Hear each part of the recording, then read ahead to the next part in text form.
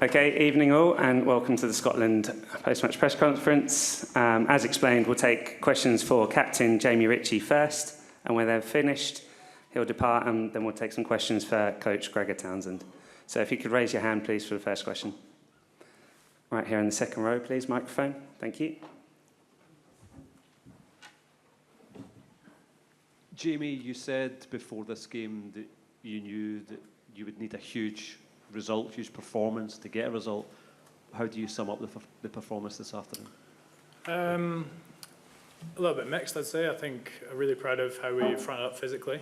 But our accuracy at times just wasn't there. Obviously, full credit to South Africa, they put us under a lot of pressure and we didn't execute under that pressure. A few, I suppose, frustrating as well, a few sort of silly mistakes, especially in that first half. Yeah, just probably accuracy again. It's all things that we can kind of control. In and around the line out, there's a couple of times where we didn't quite get our drill right, one missed call, things like that, just off the top of my head. But these are things that are in our control and hopefully easy to fix.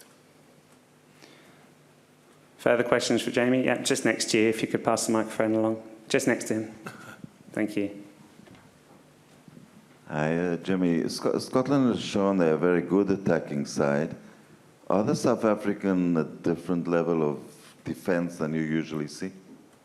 I wouldn't say a different level. I think it's a different style of defence than we probably face in a lot of the games that we play. They obviously come off the line really hard and try to put you under pressure there and leave a little bit of space out wide. So that was something that we were looking to try and exploit in terms of getting to that width. I just don't think we executed it as much or as well as we could have.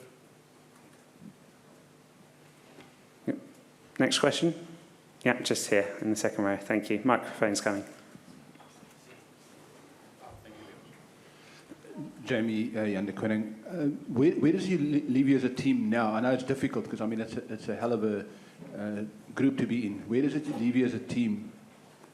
It's a tough question. I don't really know what you mean. In terms of, as a group, we're still very much feel that we've got a lot to play for in this group. Obviously, 3 massive games to come for us now where we can't afford to slip up. So the pressure's on us to perform. And I think for us, like I said to the guys after, like although we've put a lot of work into this game and it's a bit of a setback in terms of we didn't get the result, I think the work hasn't disappeared. The good stuff that we've done over the last couple of months hasn't gone away.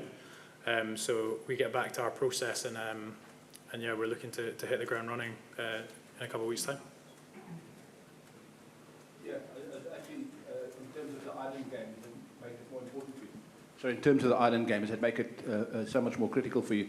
Well, it was always going to be a really important game for us.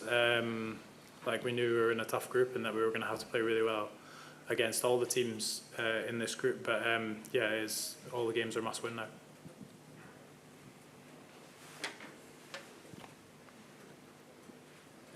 Jamie, is the 2-week break now a sort of blessing, give you a chance to kind of regroup and work, or is it a bit of a pain, you just want to get back out there as soon as? No, it's neither, to be honest. It gives guys a chance to spend some time with their families who've come out and made the journey, a little bit of time to switch off and get away from rugby, so in that way it's probably a little bit of a blessing, but it also means that when we come back together in a couple of days' time, that boys should be a bit better recovered and ready to hit the ground running with our training and our review and preview into our next game. Jamie, how difficult was it to handle the ball in this heat and humidity? I'm not sure if that played a part or not, probably a little bit. It is pretty hot, but that's the same for all the teams, and I feel like we prepared well in terms of being able to cope with that, with how we approached our training during the summer. We spent a lot of time out here in France, getting used to that heat, and we played France and Saint Etienne a couple of weeks ago in similar kind of conditions, and felt we showed up really well in terms of our fitness. So it is tough, but like I say, it's the same for all the teams.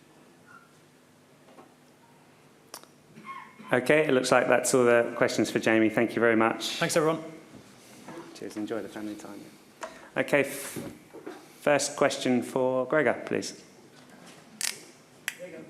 Just wait for the microphone, just 1 second. 57 seconds, possible red card. Have you seen the Jesse Creel incident that people at half-time were suggesting was definitely a red card? I saw it about 2 screens away, so yeah, it did look like it was a head-on-head collision, and I was expecting the TMO to come in to make the referee aware of that.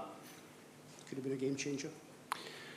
Who knows? Who knows? If it had been a red card last night, a red card didn't help or didn't change the game much in terms of Argentina's favour. So who knows? Is that sort of refereeing inconsistency frustrating, though? Yes. Yeah, and we had a promising attacking position outside the 22, and the TMO came in for which looked like a body check. Finn tried to get the ball, and it wasn't a traditional sort of tackle, but I didn't really know how that ended up being a penalty. So yeah, there's still inconsistencies in seeing these things. Yeah, but sorry, whether TMO did see it, it was on the replay, the incident in the first half. So yeah, just inconsistencies in what means it'd be a yellow card, a red card, or a penalty when there's been a head contact. So yeah, we're obviously frustrated with that, but we're more frustrated with our own performance. Just on you mentioned the Russells in there. Is he okay? He seemed to get a lot of treatment and looked like he might come off it.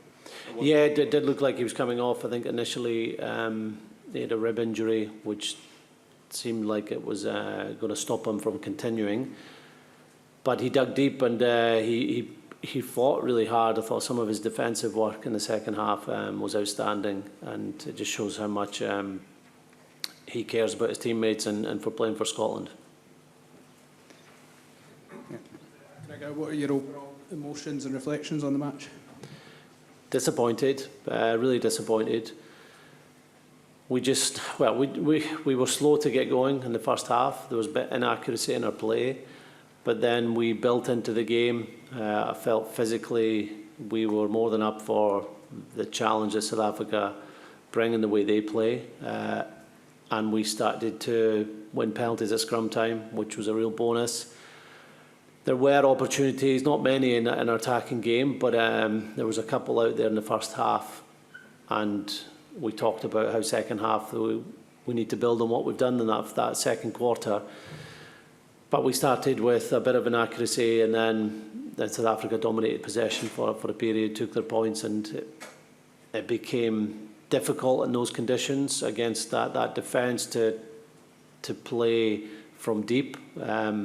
And became risky, and we never got really the accuracy to really trouble him on the scoreboard. Gregor. First here, second at the back.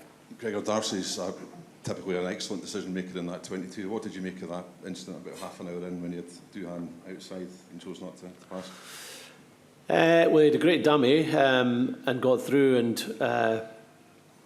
he maybe didn't realise someone was coming from the behind, and I think we still obviously we should have done better after that. I think would that end up being the Finn incident with the body check? I think so. So if you don't score straight away in first phase, you've got to be able to be accurate and go through phases and turn that pressure into points in a different way. Gregor, you actually kicked more than South Africa today. Was that part of the plan, or was that something you were forced into by the pressure of defence? And the other thing I want to ask is the overthrown lineouts, the over 15-metre lineouts. What was the thinking there, and is it just an accuracy issue? Yeah, well, South Africa kicked a lot in the first half. They put a lot of contestable kicks up, and we ended up in our half a lot. So I imagine that was one reason we were kicking. We didn't get enough attack in the opposition half, but the plan is always to transfer pressure at times through a kicking game, through winning better ball back through your kicking game, but also attacking space through your passing game. But that space wasn't there enough in the second half. Regarding the overthrow lineouts, yeah, there was a couple, and that's, I suppose, Test rugby at the highest level. We're looking to win the ball at the tail of the line out, and matter of millimetres. I think one does hit the hands, another one goes over the top, and it means we don't get a chance to go through attacking phases and put pressure on the defence, and we know we'll have to be better there. it's not about the match, but what do you think of the anthem and children choir? I loved. Think about. Yeah, I loved today's anthem. Obviously heard them in previous games, but I thought Flower of Scotland was sang very, very well. Both anthems were great. Here in the front row, please. Gregor, as a former fly-off, what did you make of Mani Lipok's debut World Cup performance today as he was voted man of the match? Very good.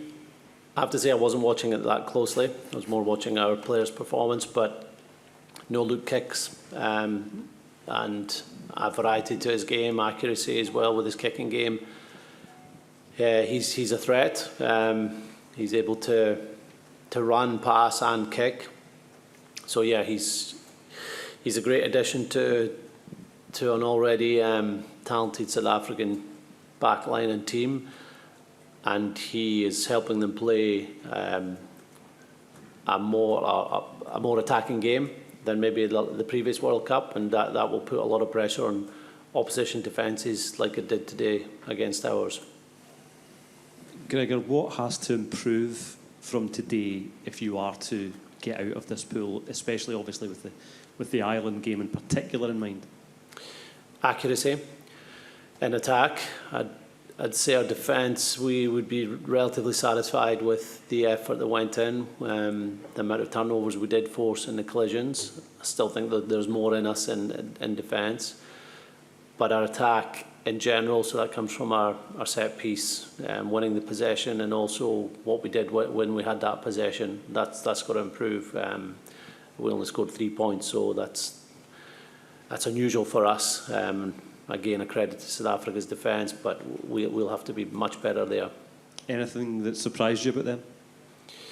They moved the ball a lot more, and probably in that first half, I think early on they went for a short kicking strategy, and then they moved the ball, and their all-round game has really evolved over the last year, and it's obvious that they're looking to continue that throughout the World Cup. We have time for one more question. Or it looks like we're all done. Thank you very much, Gregor, for your time today. Thank you.